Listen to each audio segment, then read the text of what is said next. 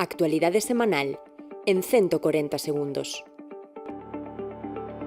Actualidade. A Xunta asinou un novo acordo de concertación social do emprego público de Galicia, que permitirá a transformación da administración pública cun emprego máis estable, de maior calidade, mellor retribuído e que iguala as condicións dos empregados públicos da comunidade. Non estamos só a falar de restituir os dereitos que perdemos durante a crise económica.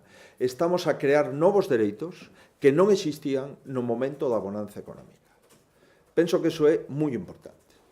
Consello da Xunta. O Goberno galego aprobou unha nova convocatoria do programa Galicia Inviste, cun financiamento de 9 millóns de euros co obxectivo de impulsar proxectos innovadores para 140 pequenas e medianas empresas.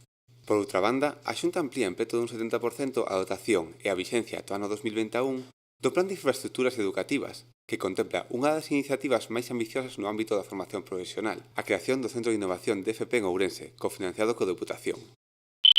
O Goberno galego ratificou a profunda preocupación ante o proxecto de Lei de Presupostos Xerais do Estado para o ano 2019, que supoñen unha reducción do investimento en Galicia dun 19%.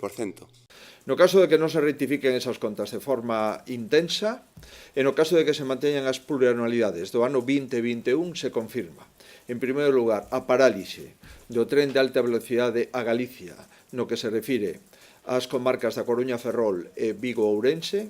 En segundo lugar, a parálise das autovías e das infraestructuras por estrada na comunidade autónoma.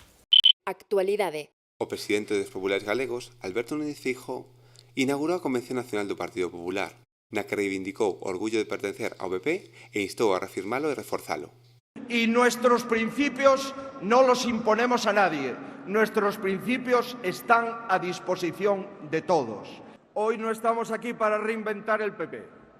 Hoy estamos aquí para reafirmarlo, para reforzarlo y para reivindicarlo. Y por eso me siento orgulloso de ser del Partido Popular. Por esas razones. Porque queremos reafirmarlo, queremos reforzarlo y queremos reivindicarlo.